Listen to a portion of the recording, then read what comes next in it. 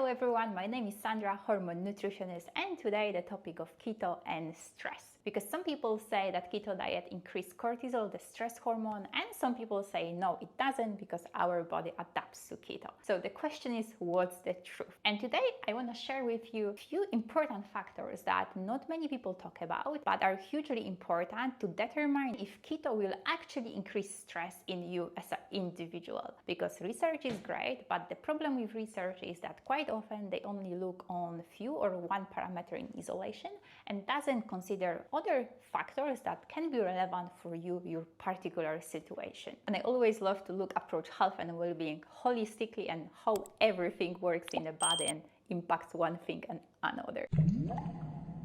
So the first huge factor you want to consider is simply being a woman, because women's stress response hugely depends on menstrual cycle.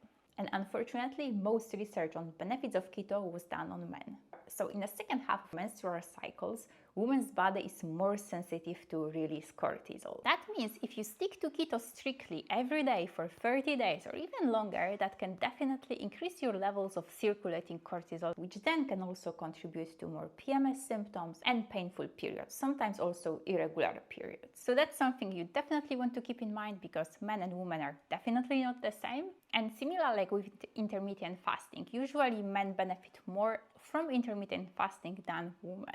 And then the second thing, your estrogen levels in relation to progesterone. High levels of estrogen can increase the release of adrenocorticotropic and cortisol hormone, which again will increase stress. And estrogen dominance, which means high estrogen and low progesterone, is unfortunately a huge problem nowadays amongst women. So that's something you definitely want to consider and keep in mind.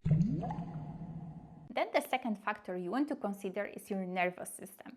And that's something not many people talk about, and also something I haven't been aware for like long time.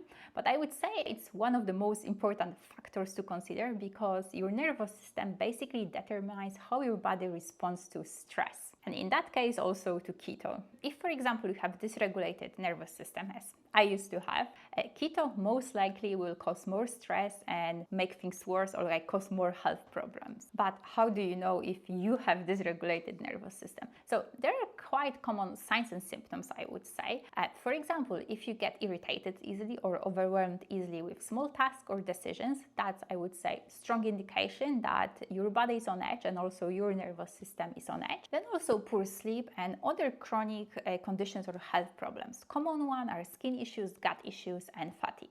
Apart from that, there are also like two metrics, HRV, heart rate variability, and cortisol awakening response. Those two can also give you insights about state of your nervous system. So generally, with healthy regulated nervous system, you will adapt to keto better, but still I wouldn't recommend to do that for long term unless there's like particular reasons and you do it the right way. Then if you have dysregulated nervous system, then definitely it will cause more stress, more fire, and that's something you probably don't want.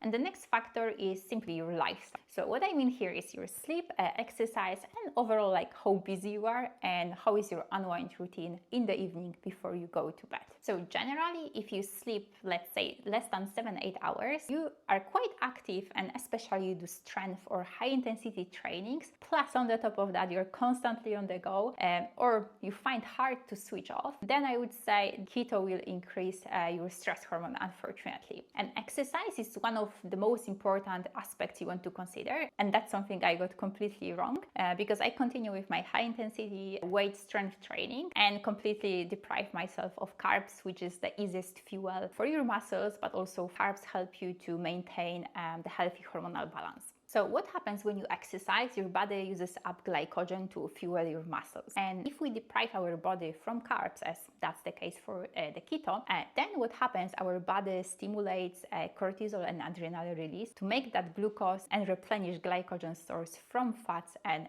protein. And the last one, how long you are planning to do the keto for. Our body generally is great at adapting to adverse or extreme conditions, but again, it comes at what cost? People who claim that keto does not increase stress, their main argument is that after the adaptation phase, the cortisol returns back to normal. But again, that will depend on each individual, first of all, and then also on those other factors I just mentioned earlier. So that's something I want you definitely to consider rather than just blindly believe in a research papers. Generally, I don't believe keto is like the healthiest diet for a long term, especially if you already eat healthy. Because most of the benefits of keto diet people see is when they move from high sugar, high carb or like unhealthy diets to keto. So I'm not against keto, but I want you to consider those factors that can increase stress, because chronic stress is, I would say, the biggest enemy if it comes to our health, hormones, and overall like well-being and longevity.